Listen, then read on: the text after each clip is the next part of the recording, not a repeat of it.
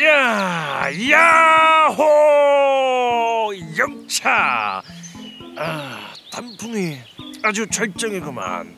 좋다. 마이, 야, 이 1등으로 역시 올라왔어. 에? 야, 이 다람쥐야, 완전 산다람쥐야. 에? 그것도 옛말이지. 요즘에는 하산하는 게 더 무섭더라고. 무릎이 아파. 마이 자네 이 축구하다가 이 무릎 다쳤다고 하지 않았어? 에? 그랬지. 그때 이후로 무릎이 더 아프다고. 마이 괜찮아? 에?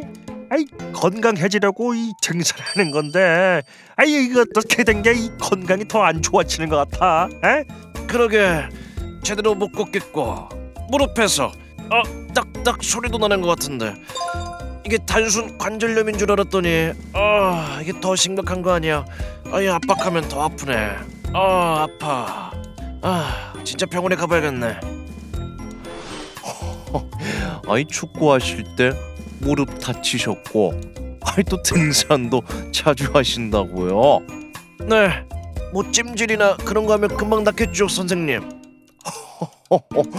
아이 검사를 더 자세히 해봐야겠지만, 제가 볼 때는 반월상 연골 파열이 의심돼요. 네, 반 뭐라고요?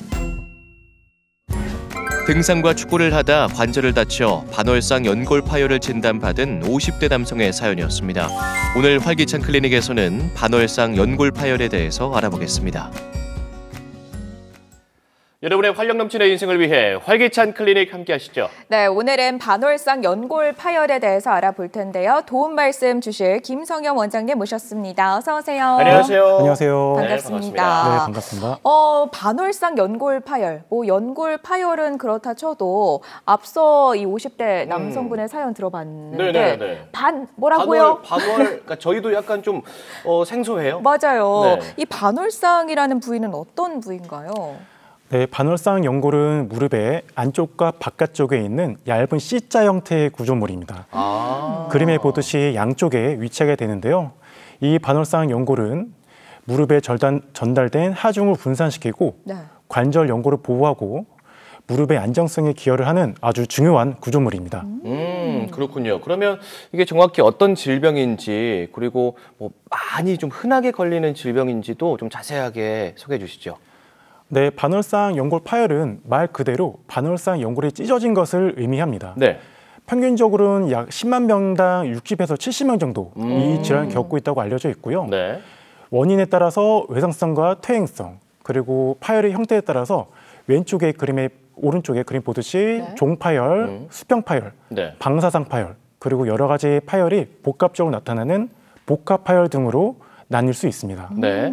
그렇군요. 그렇다면 이렇게 파열이 되면 어떤 증상으로 나타나는지, 통증은 있는지 궁금하네요.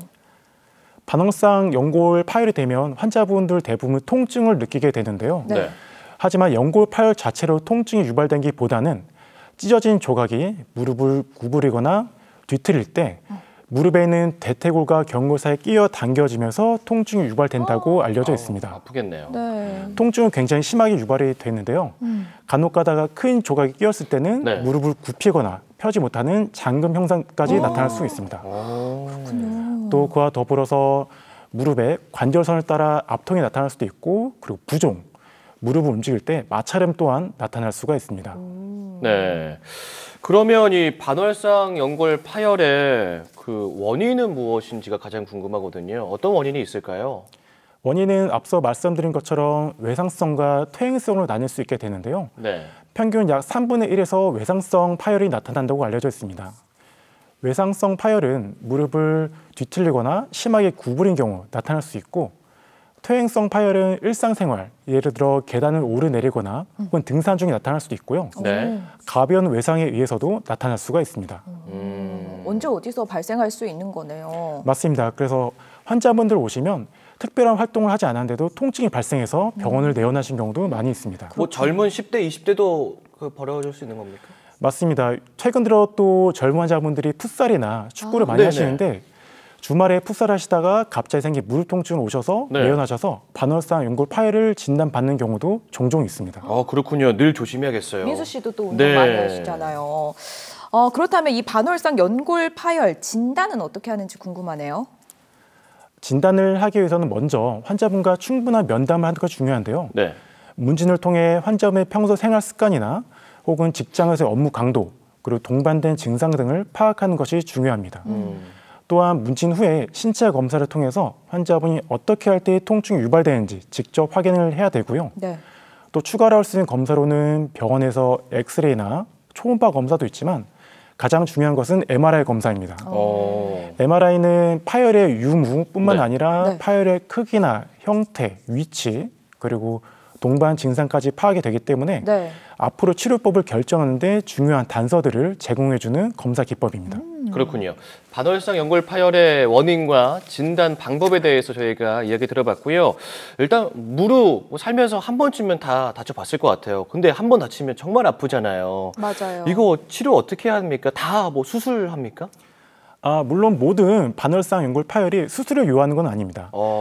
다른 문제 때문에 검사를 하다 우연히 발견되는 경우도 많이 있고요. 네. 발견되더라도 증상이 경미하거나 파열이 작은 경우도 많기 때문에 보통 그런 경우에는 약물 치료나 운동 치료로도 많이 호전이 되는 편입니다. 그렇군요. 네. 하지만 증상이 심하거나 혹은 파열이 커서 더 큰 파열로 진행이 될 경우에는 네. 수술을 하게 되는데 수술은 보통 관절 내시경으로 하게 되고요. 그림에 보듯이 봉합술이 네. 한 해 대응이 될 수 있고 또 다른 방법으로는 잘린 부분을 정리하는 부분 절제술 또한 수술 방법이 될 수 있습니다. 그냥 네. 잘라 버리는군요. 맞습니다. 그 찢어진 부분 자체가 무릎에 끼는 걸 방지하기 위해서 정리하는 수술을 하기도 합니다. 그렇군요. 사진만 봐서는 좀 무섭기도 하고 예후가 또 어떻게 될지도 궁금하기도 한데요. 반월상 연골은 앞서 말씀드린 것처럼 관절 연골을 보호하고 무릎 기능의 안정성에 중요한 기여를 하기 때문에 그 기능과 형태를 유지하는 것이 굉장히 중요합니다. 네. 그래서 선택할 수 있는 것이 앞서 말씀드린 봉합술인데요. 봉합술은 통계적으로 약 90%의 성공 확률이 있다고 알려져 있지만 모든 환자에서 할 수 있는 것은 아닙니다. 봉합술은 보통 파열 부위가 혈관이 많이 분포된 부위인 경우, 그리고 젊은 환자인 경우, 그리고 파열된 지 얼마 되지 않은 경우에 적용해 볼 수 있고요. 네. 하지만 수술을 하더라도 약 6주에서 8주간 발을 디디면 안 되기 때문에 그런 단점이 또 존재합니다. 아예 네. 디디면 안 되나요? 땅에 디디면 안 돼요?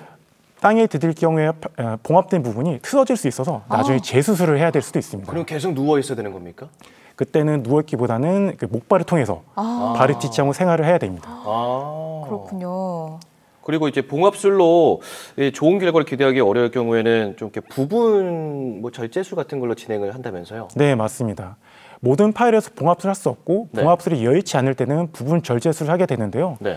말 그대로 관절 내시경으로 파열된 부분을 조금 잘라내게 되는데 봉합술에 비해서 수술이 간단하고 또 수술 후에 바로 보행이 가능하기 때문에 일상으로 복귀가 빨라 환자분들의 만족도가 높습니다. 그렇군요. 하지만 수술 이후에 네. 퇴행성으로 변할 가능성이 높기 때문에 네. 수술 전 환자 충분한 면담을 통해서 진행을 하는 것이 중요합니다. 절제술을 어쨌든 수술을 받았어요. 그러면 이제 운동 좋아하시는 분이나 운동선수 같은 경우에는 어쨌든 빨리 내가 다시 운동을 언제 할 수 있을지 이게 궁금해할 것 같아요. 보통은 좀 어느 정도 걸릴까요? 이 질문을 가장 많이 하신 질문인데요. 최근에 특히 그 나이 드신 분들이 골프를 언제 시작할 수 있냐 많이 물어보십니다. 네네. 그런데 저희가 보통은 수술 후에 바로 일상으로 복귀는 가능하지만 운동이나 다리를 많이 구부리는 행동 자체는 약 3개월 정도 충분히 시간은 지난 다음에 하시라고 권유드리고 있습니다. 꽤나 오랜 3개월. 시간이 필요하네요. 그렇죠. 나중에 더 튼튼한 다리로 운동하려면 그 시간을 좀 견뎌내는 게 그럼요. 중요할 것 같네요. 맞습니다. 지금 당장 힘들지만 네. 더 나중에 더 잘하기 위해서는 인내한 시간이 필요한 것 같습니다. 네. 자, 그러면 우리가 또 생활 속에서 이 파열을 막을 수 있는 예방법을 알고 있으면 너무 좋겠다라는 생각이 들거든요. 어떤 좀 방법이 있을까요? 예방법은 크게 두 가지가 있습니다. 네. 첫 번째는 먼저 운동인데요. 운동은 무릎 주변의 근육을 강화시키는 것입니다. 네. 네, 특별한 운동이 있는 것은 아니고요. 네. 저희 그 근처의 어르신이 편히할 수 있는 걷기 운동 이게 굉장히 좋은 방법이 될 수 있고요. 네. 요즘 집에 많이 있는 실내 자전거 또한 많은 도움이 됩니다. 네. 두 번째는 생활 습관을 교정하는 것인데 무릎에 부담을 많이 주는 무릎을 많이 구부리는 행위 네. 양반다리나 쪼그려 앉기, 그리고 무릎 꿇는 행위 등은 안 하시는 것이 좋습니다. 그렇군요. 그 앉았다 일어났다를 좀 반복하는 그런 운동이라든지 일은 좀 괜찮을까요? 그것도 상당히 위험한데 그 무릎을 구부리는 기전 자체가 반월상 연골을 찢을 수 있기 때문에 네. 운동 자체 피하시는 게 좋고 저희가 보통 병원에서 무릎 근력을 강화시키는 운동할 때 스쿼트를 많이 말씀하시지만 네. 사실 스쿼트는 좋지 않고 앉아서 하는 실내 자전거나 다리 드는 운동이 더 효과적일 것으로 판단이 됩니다. 네, 알겠습니다. 오늘 또 반월상 연골 파열에 대해서 알아봤는데 마지막으로 강조하고 싶으신 말씀 있으시다면 남겨주시죠.